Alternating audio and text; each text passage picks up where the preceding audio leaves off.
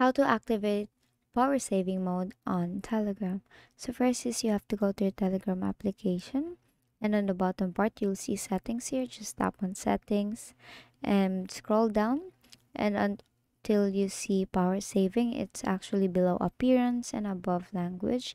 As you can see, it is currently turned off. So you will see this option here where you can actually decide when will the power saving option be activated. Technically, if you set it up until 38%, it will automatically be set to power saving.